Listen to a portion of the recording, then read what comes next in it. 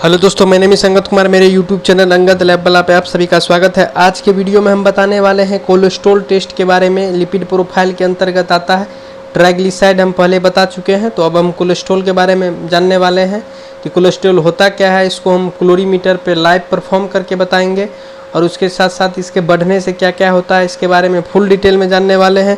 उससे पहले यदि मेरे चैनल पे पहली बार आए, चैनल पे जो सब्सक्राइब वाला आइकन दिख रहा है उसको दबा करके चैनल को सब्सक्राइब कर लीजिएगा।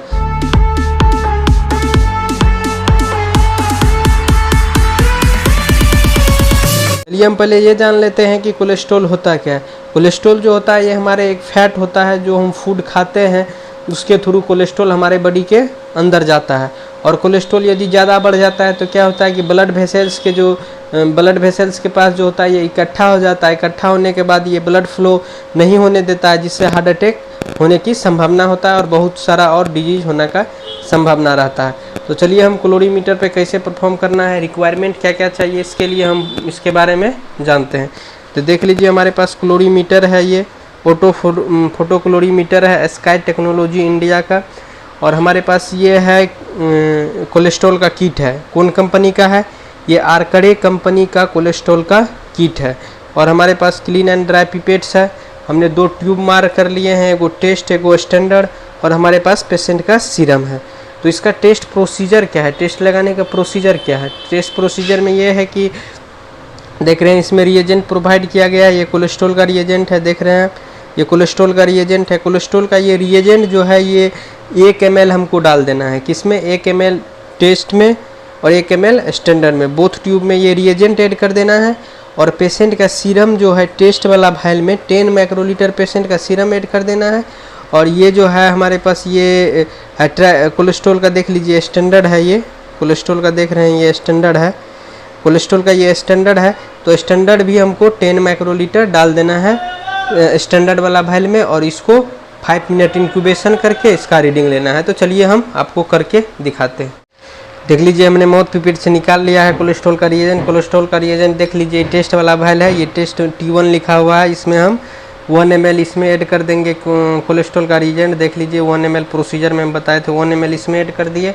और 1 ml स्टैंडर्ड वाला ये वायल है, स्टैंडर्ड एस देखिए लिखा हुआ है, इसमें हमको ऐड कर देना है। इसको ऐड करने के बाद हमको क्या करना है फटाफट कि ये पिपेट को हमको 10 माइक्रोलीटर पे ही है। पिपेट मेरा 10 माइक्रोलीटर कर लिए हैं। पिपेट को 10 माइक्रोलीटर करने के बाद जो टेस्ट वाला वायल है उसमें 10 माइक्रोलीटर क्या डाल देना है?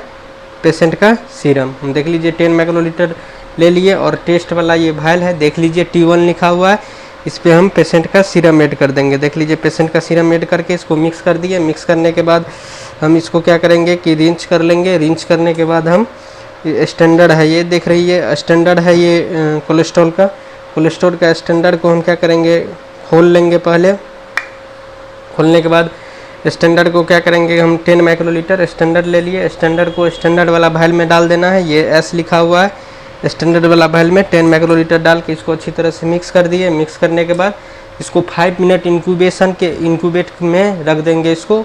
उसके बाद अब हमको रीडिंग लेके चलिए मेरा 5 मिनट इंक्यूबेशन कंप्लीट हो चुका है। तो आपको चलिए रीडिंग लेके दिखाते हैं। इसका रीडिंग किस फिल्टर पे लेना है इसका इंस्ट्रक्शन में प्रोवाइड किया जाता है 49 से 51 के बीच में। तो इसका मतलब आप 49 पे भी ले सकते हैं, 50 पे भी ले सकते हैं और 51 पे भी ले सकते हैं। उसके साथ साथ आप यदि आपके फिल्टर में क्लोरीमीटर में नहीं 49 है, नहीं 50 है, नहीं 51 है, तो आप 52 पे ले सकते हैं। उसके बाद 48 पे ले सकते हैं, यानी 1-2 नीचे ऊपर करके यदि आपके नहीं हो उपलब्ध तब ले सकते हैं उस सिचुएशन में। ऐसा नहीं कि 51 तक है तो 60 पे नहीं ले सकते हैं, मतलब कि उसके एक आगे एक पीछे, यानी अप्रोक्सीमेटली में आप इसका रीडिंग ले सकते हैं। तो चलिए मेरे क्लोरीमीटर में 50 है तो हम 50 पे ले रहे हैं। 49 से लेकर के 51 के बीच में ले सकते हैं। तो चलिए मैंने सिंपली क्लोरीमीटर को ऑन कर लिया है। ऑन करने के बाद हम सेट 0 पे क्लिक कर देंगे। सेट 0 पे क्लिक करने के बाद देख लीजिए कि ये हमारा फिल्टर रीडिंग लेने के लिए तैयार हो चुका है। हम 0 सेट कर लेंगे, अच्छा से 0 सेट कर लेंगे। पहले हम 0 सेट करने के बाद देख लीजिए कि हम क्या करेंगे कि इसको क्यूबेट में से हम पानी को रिमूव कर देंगे। रिमूव करने के बाद हम इसका रीडिंग ले लेंगे। रीडिंग लेने के लिए क्या करेंगे हम सिंपली टेस्ट वाला पहले हम टेस्ट का रीडिंग ले लेते हैं। देख लीजिए T1 को हम इसमें डाल देंगे। डालने के बाद हम इसका रीडिंग लेंगे। रीडिंग इसको टिश्यू पेपर से पोंछ लेंगे। पोंछने के बाद हम इसको रीडिंग लेंगे। रीडिंग लेने के बाद देख लीजिए कितना शो कर रहा है यानी 26। ये इसका रीडिंग आ गया टेस्ट का 26। अब हमको किसका लेना है, अब हमको स्टैंडर्ड का लेना है। तो स्टैंडर्ड वाला केमिकल स्टैंडर्ड वाला बेड में डाल देंगे। डालने के बाद इसको अच्छी से टिश्यू पेपर से साफ़ कर लेंगे। साफ़ करने के बाद हम इसको रीडिंग ले लेंगे। इसका कितना आ गया 44, स्टैंडर्ड कितना आ गया 44। अब इसका हम कैलकुलेशन आपको करके बताते हैं। हम रीडिंग लेकर आपको दिखा दिए थे। टेस्ट का रीडिंग कितना आया था 26, स्टैंडर्ड का रीडिंग कितना आया था 44। तो हम क्या करेंगे 26 भागा 44, absorbance of test 26, absorbance of standard 44 गुना 200 कहाँ से आया। स्टैंडर्ड का स्ट्रेंथ रहता है, सब किट में प्रोवाइड किया रहता है। इसको जब गुना भाग करेंगे तो 118 मिलीग्राम पर डेसीलीटर आएगा। यानी जिस पेशेंट का हम कर रहे हैं इसका कोलेस्ट्रॉल नॉर्मल है। कोलेस्ट्रॉल का नॉर्मल रेंज कितना होता है 200 से नीचा होना चाहिए, 200 मिलीग्राम पर डेसीलीटर से नीचे होना चाहिए। तो जिस पेशेंट का भी हम कर रहे हैं कोलेस्ट्रॉल, यानी कि उस पेशेंट का कोलेस्ट्रॉल नॉर्मल है। तो हम लास्ट में किट के बारे में बताते हैं। तो चलिए किट के बारे में आपको हम बता देते हैं। देखिए किट में आपको रिएक्शन प्रोवाइड किया गया है। इसका मेन चीज़ क्या है कि इसका वेवलेंथ देखना। वेवलेंथ देख लीजिए कितना दिया गया है, यानी 490 से 510। तो हम क्या बोले थे, 0 को नहीं मानना है।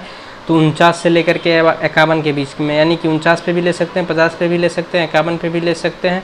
उसके बाद इसमें 1000 माइक्रोलीटर आपको पेशेंट का वॉल्यूम लेना है और 10 माइक्रोलीटर हमको क्या डाल देना है पेशेंट का सीरम। देख लीजिए क्या लिखा हुआ है, 3 ट्यूब लेना है। Reagent blank, standard test blank नहीं लगाते हैं। तो टेस्ट में क्या करना है कि आपको 1000 माइक्रोलीटर सैंपल डाल देना है, 10 माइक्रोलीटर आपको पेशेंट का सीरम डाल देना है। टेस्ट वाला में, स्टैंडर्ड वाला में स्टैंडर्ड डाल देना है। 5 मिनट इंक्यूबेशन कर देना है। किसी किसी किट में 10 मिनट भी इंक्यूबेशन दिया रहता है। तो जिस आप जो किट यूज कर रहे हैं उसमें जितना मिनट का इंक्यूबेशन, उतना मिनट इंक्यूबेशन करने के बाद इसका रीडिंग ले करके आप कैलकुलेशन कर लें। तो चलिए, ये आई होप ये कोलेस्ट्रॉल का वीडियो आपको समझ में आया होगा। ये टेस्ट तो मेरे चैनल पे पहली बार आए हैं, चैनल को सब्सक्राइब कर लीजिएगा। मिलते हैं नेक्स्ट टेस्ट के साथ, तब तक के लिए बाय।